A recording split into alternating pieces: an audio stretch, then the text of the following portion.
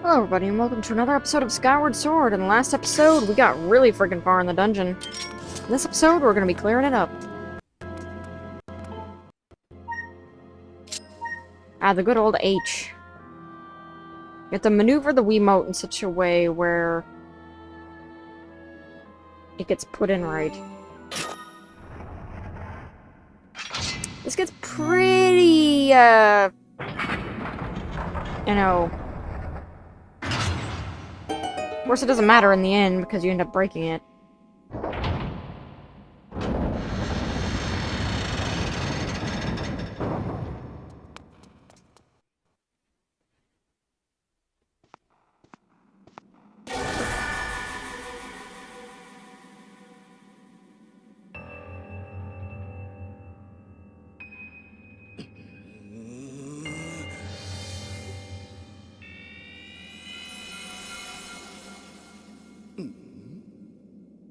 Look who it is. I thought that tornado I stirred up would have tossed and torn you apart, and yet here you are. Not in pieces. Not that your life or death has any consequence. It's just the girl that matters now, and I can sense her here, just beyond this door. Yes, we plucked Her Majesty from our perch in the clouds, and now she's ours. Oh, but listen to me, I'm being positively uncivil. Allow me to introduce myself. I'm the Demon Lord who presides over this land you look down upon. This world you call the surface. You may call me Ghirahim. In truth, I very much prefer to be indulged by my full title, Lord Ghirahim, but I'm not fussy.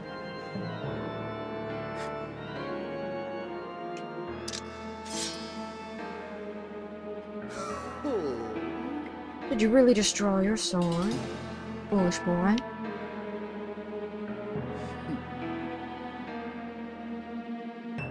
By all rights, the girl should have fallen into her hands already. She was nearly ours when that loathsome servant of the goddess snatched her away. Do you have any idea how that made me feel inside? Furious! Outraged! Sick with anger! This turn of events has left me with a strong appetite for bloodshed.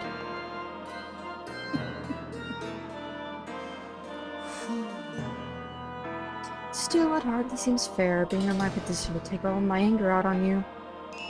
Which is why I promised up front not to murder you.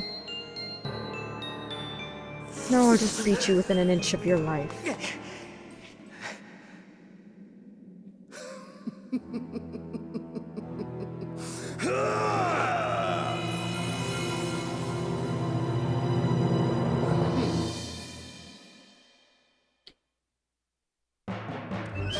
Meet up, Demon Lord Ghirahim! Probably did not expect that. Whenever he goes to grab your sword, make sure to shake the Wiimote really hard, because if you don't, he will grab it and he will throw it across the room. Every time it looks like he might hesitate is when you slash at him. As you can see, quite the sword you have here. But so long as you telegraph your attacks like the novice you are, you'll never land a blow. He will throw Fee back at you, and you have to go find Fee wherever the heck she is. Here, Fee! Fee! Nope. No, he still has her. Ow. Fee, please!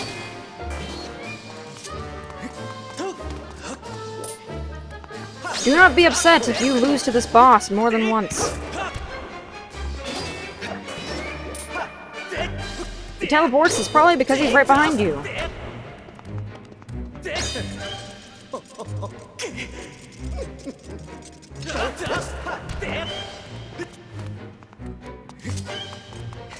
Alright, let's get some hearts.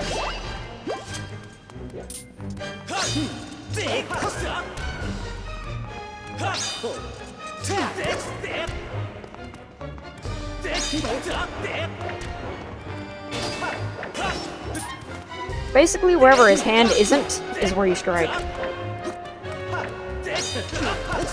But sometimes I've found that no matter where you strike from, sometimes it's just a little wonky.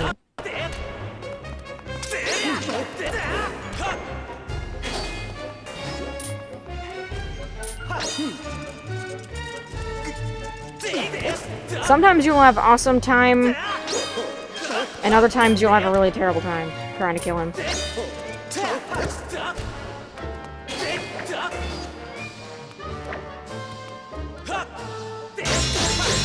It's one of those times where Z-targeting might actually be a bad thing, because Z-targeting will sometimes mess with your perspective on where you're supposed to hit. At least I've noticed that sometimes for Z-targeting. Is sometimes it will make some of my slashes something else. Like I'll experience weird glitches with the Z-targeting anyway. Overall, this first phase of the fight is mainly just trying to get one hit on him. Which is really hard. If you weren't expecting an arm workout, well... there you go anyway. He's a very cool design boss. I will say that. Though the amount of skin he's showing is a little, you know, perturbing. It's not that cool.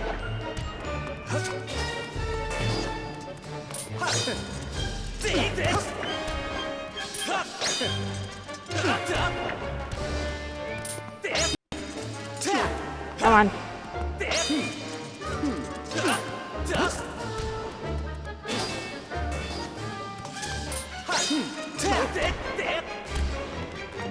Overall, expect this fight to be a long one, which is, you know, of course, well-deserved, because he is the Demon Lord.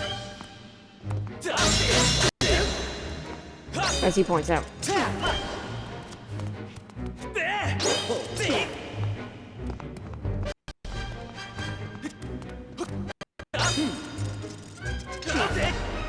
Typically, I've found that sometimes when you hit his left... his left side, he usually doesn't have as much of a problem. Z-targeting always makes you want to hit his right side.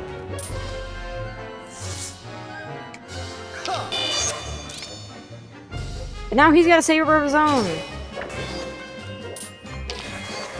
Makes this fight a little hard. Make sure you dodge his, whatever that is. It's a lot easier to hit him in this form because he isn't trying to get your sword. But do be careful because he does, in fact, dodge you. But just like with our training with the plants earlier, that's kind of how his power works. Just so long as you dodge his abilities, it should be okay. Note that if you hit his sword, you will initiate a counterattack that he will do against you.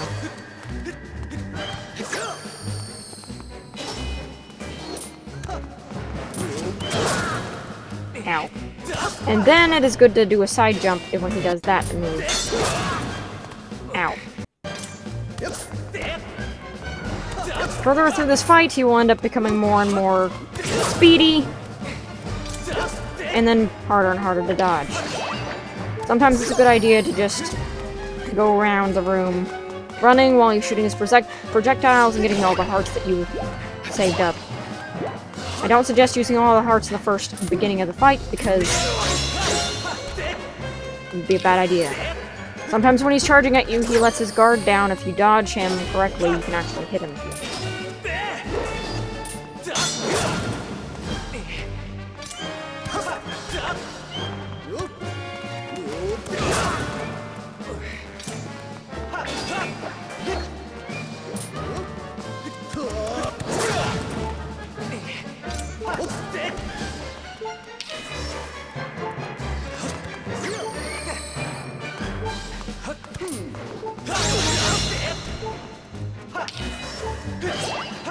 Crap. Well, I barely dodged that.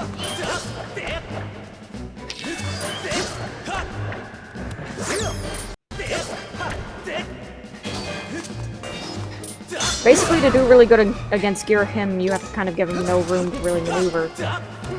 Because the move you really don't want him to do is that. You can't really dodge it. He kind of homes in on you like that. The only real cure is to be faster on the draw. Prevent him from doing it.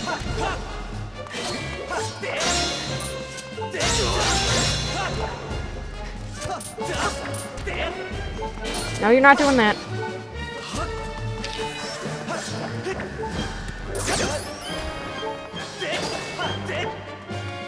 Projectiles, by the way, do half-heart damage where... Alright. Ow. Let's use this. I always like saving my potion for this fight in case he does any shield damage as well.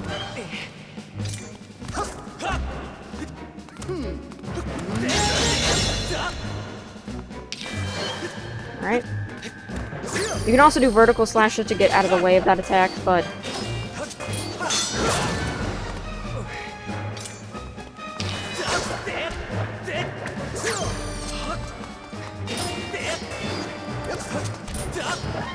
Either way, his most annoying feature is his teleporting. There we go.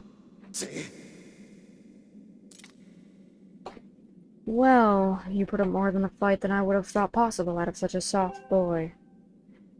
But don't clap for yourself quite yet. That sword of yours is the only reason you still live. I fear I spent too long teasing and toying with you. Will's presence is all but faded from this place, which means there's no reason to linger here. Goodbye, Sky Child. Run and play with this time. Get in my way again, though, and you're dead.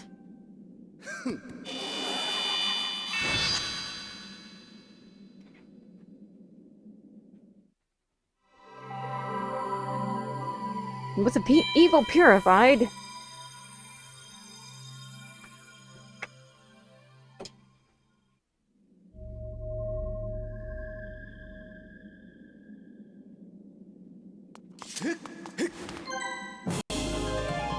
You got a heart container! Your life is increased by 1, and also you're fully replenished.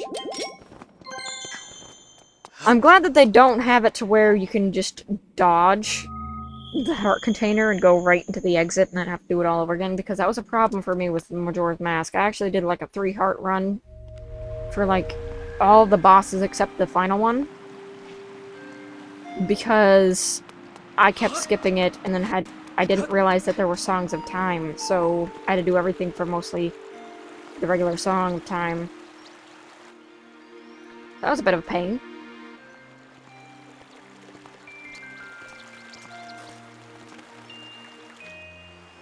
Welcome to the Sanctuary of the Bird Folk, and also butterflies. This is a great place to go if you want birds, which we'll be getting into that later. First and foremost, though, I think there is a statue somewhere. Oh, it's all the way over there. Well, somewhere. I thought I saw one. So what you're gonna want to do... Take out the sword, do targeting, and shoot.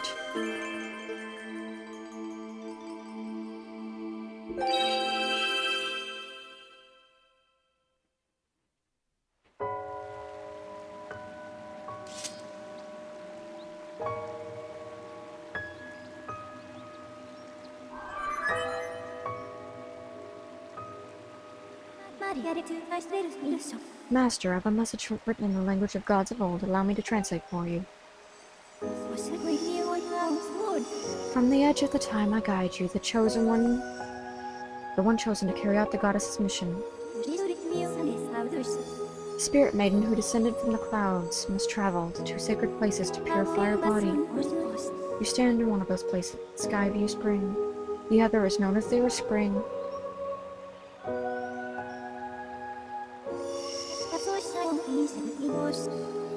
The second spring is hidden away within the scorched earth of Elden. Spirit Maiden, ever mindful of the heavy task entrusted to her, has set out for the second sacred place.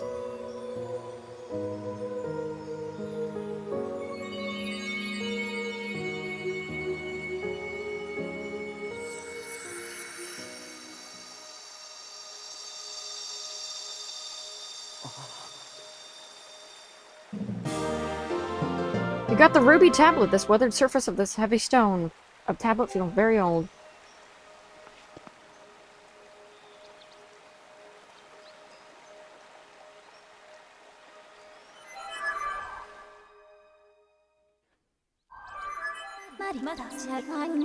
Master, as I just translated, it would appear that Zelda has purified herself in the waters of the spring. I calculate a 97% chance that she has already set out for Eldin, where another great spring exists. However, it is not clear what method of travel Zelda used to move from here to our next destination. My analysis suggests that you should take the tablet to the altar in Sinnerloft. Doing so will likely open a new column of light on the surface, allowing you to descend into another area and continue your search for Zelda. The bird statue that transports you back to the sky should be in the forest you previously passed through.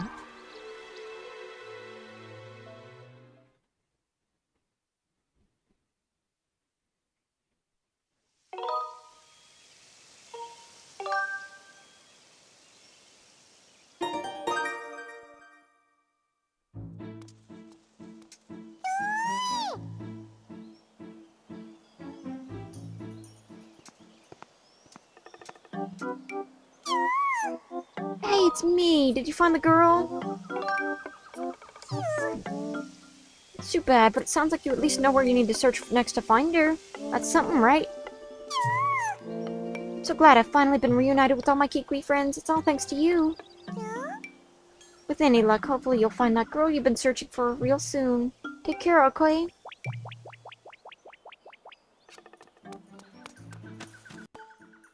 And now, we go to the sky.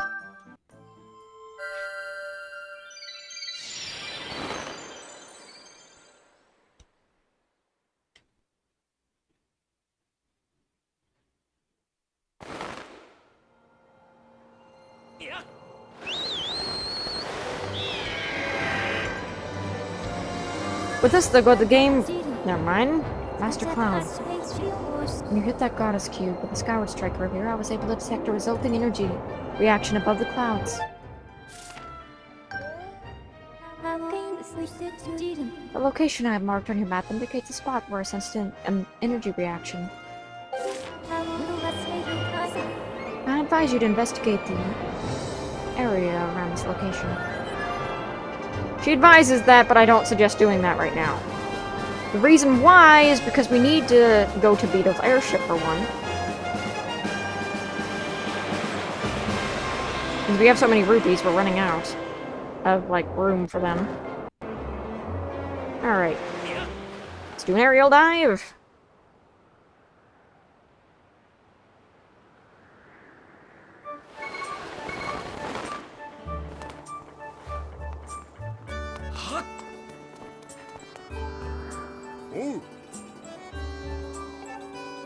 Yeah, this story hasn't increased enough for you to have something new to say, so we're just gonna ignore you. So what you're gonna want to do is you can either use the beetle or the slingshot. I didn't want to bring this up until after we got both, because technically once you've gotten one, there would be no sense for you to just go back to the sky right after getting a slingshot to go hit something else. Let's see, where... Oh, there it is. Granted, it's a lot harder to hit with a slingshot.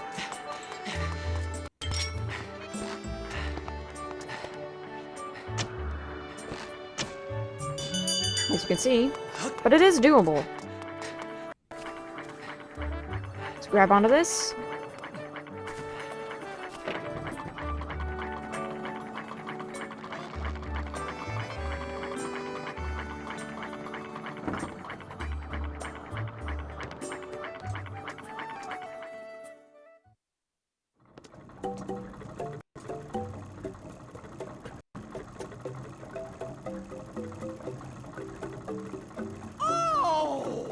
Oh, you've come all this way? It's so rare to have a customer here. Beetle's Air Shop has everything you could ever want. Please take a look around. If you actually buy something, that would be even better.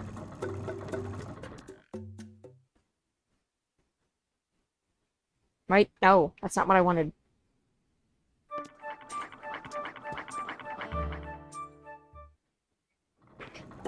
So wait, is it if we look at something and then leave? It's a life medal. It bestows a bunch of mysterious and mystical effects on whoever carries it. What kind of effects? Don't ask me, I don't actually know. You should find out for yourself. Pretty sure it's a real bargain at 800 rupees though. How about it? Nope. You go to leave. Oh, please wait a moment. Do you know how heavy you are? I have to pedal extra hard with you up here. And you've got to leave without buying anything off with you.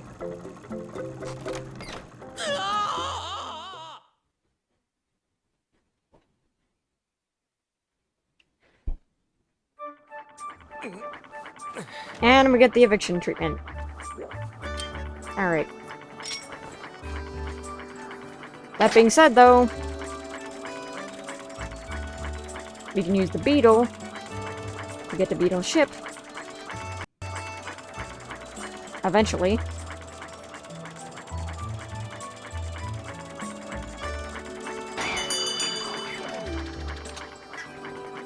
And he'll just put it back down again.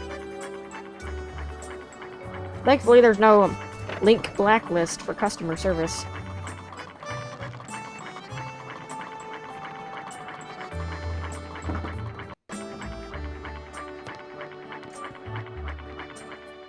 Alright, let's actually try to buy something.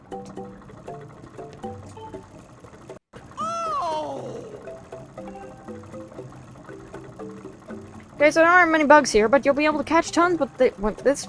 When you have this. Only have 50 rupees. I'm sure you'll make a net profit. Wanna buy it? Bug net. Use it to get bugs and other small things. The bug net is incredibly helpful. It really suits you. Thank you. It's an extra wallet. It's extra helpful. So you can carry an extra 300 rupees in your wallet. Say goodbye to all this time you couldn't pick up another rupee. Because your wallet was stuffed full. Leave no rupee behind! Even though you must be able to see just how useful this item is, and only for 100 rupees, wanna buy it? Got an extra wallet! Now additional 300 rupees. Thank you! It really suits you. This is why I wanted to stop at Beetle's air shop first, is because before we go to Eldon, there's some bugs I want to get, and also, just because I want to get that out of the way ahead of time. Because there's some upgrades you can only really get after having the bug net, and since you can only really get it after having the Beetle or that other thing. I wanted to wait for that first before actually going anywhere, because we still have those 2 goddess cubes to find, and I also wanted to spend some of our gold, or rupees, because generally, if you, like Beetle said, if you have too many rupees, then you just have to leave them behind, and that's not good. Especially since there are a lot of really expensive rupees to get that have a lot of rupees in them. So that being said, in the next episode, we'll be catching some bugs, going around the area one more time, and then we'll put the thing in its place. See you guys then.